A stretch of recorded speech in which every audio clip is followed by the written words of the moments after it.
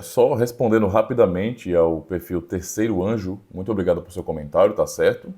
Comentários aqui sempre são bem-vindos, desde que sejam respeitosos. Eu não lembro quem, mas acho que alguém já comentou algo sobre isso também. Eu só queria dizer uma coisa, né, que, por exemplo, eu percebo que você é essa batista então, e tem outros também que são assim, e sempre pessoas que são da linha sabática, digamos assim, né, eu entendo, né, eu acho que o debate bíblico ele é válido, tá? Ele é válido, então não desprezo isso de jeito nenhum. Mas eu penso que muitas vezes existe uma ênfase, por exemplo, na Guerra de Roma, né? E você fala aqui no começo que eu estou fazendo propaganda a ideias romanistas. E não, né? Então desculpa, mas a questão de observarmos o domingo como o dia do Senhor, isso não tem nada a ver com Roma. Você usou até algumas fontes aqui, né? E cita cardeais, alguma coisa assim, né, para falar sobre a instituição do domingo é uma instituição da Igreja de Roma. Né? Isso é um erro, né? Eu queria só que você entendesse o seguinte, que os católicos romanos, a Igreja Católica Romana, ela sempre teve essa tendência tola, não é, de ficar dizendo que tudo é dela, né? Então, você fala que a Igreja Católica Romana que instituiu o domingo. Isso é um erro, né? Isso é um erro muito grande. Não é? Isso é um erro muito grande, tanto é que nós contestamos isso, né? E não somente com relação ao domingo, não, tá? Você está dizendo isso, mas a Igreja Católica Romana pode ter dito isso, como você citou aqui fontes, então disse isso, mas eles dizem mais outras coisas também. Por exemplo, eles dizem que eles são os, os produtores da Bíblia, por isso que eles estão acima da Bíblia, como você falou, porque para eles, né, na história fantasiosa deles, eles deram origem à Bíblia. Então a Bíblia é um livro da igreja. Eles têm autoridade sobre a Bíblia.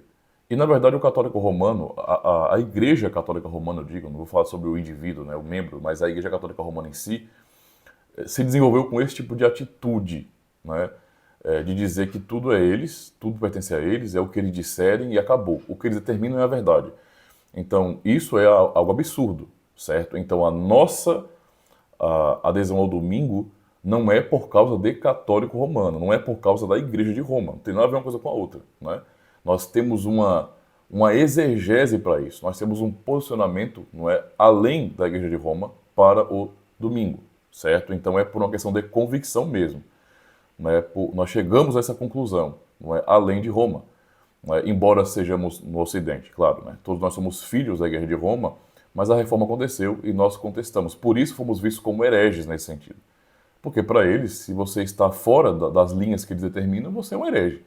Então, poxa, você está falando não com alguém que é um membro da Igreja Católica Romana, né? Mas um cristão que é reformado. Então, eu não tenho compromisso com Roma nenhum, mas nenhum mesmo, certo? Até mesmo a patrística eles tratam como se fosse deles, né? Não, são os pais da Igreja de Roma. Não existe isso, né? Isso é falácia. Né? Se tem uma coisa que a Guerra de Roma fez no Ocidente foi mentir e esconder a história geral do cristianismo. Né? Eles omitiram, por exemplo, os cristianismos orientais e tudo. Nós só conhecemos o que eles querem que nós conheçamos. Então, até mesmo quando atacamos algum tipo de dogma, que até concordamos hoje, por exemplo, parece que nós estamos atacando, na verdade, uma caricatura que eles inventaram, porque eles disseram que foram eles. Então, não é correto. Ah, mas um cardeal disse. O problema é dele. O cardeal está errado, é porque eles têm essa mentalidade mesmo. Mas há uma razão histórica, não é, e também bíblica para isso, não é? Então, é claro, então, diante disso, da questão bíblica, nós podemos discordar e para mim, vale o debate. Eu falo debate no sentido de que nós temos posicionamentos diferentes. O que não faz sentido é falar que estamos fazendo propaganda para Roma, porque não nos importamos com a guerra de Roma nesse sentido, não. E nunca vemos a história da igreja como sendo a história da guerra de Roma. Né? Isso não faz sentido nenhum. Né? A igreja de Cristo continua. Eles é que se desviaram, a realidade é essa. Né? Então esse é um ponto aqui importante. Certo? Então só para mencionar. E aí eu vou recomendar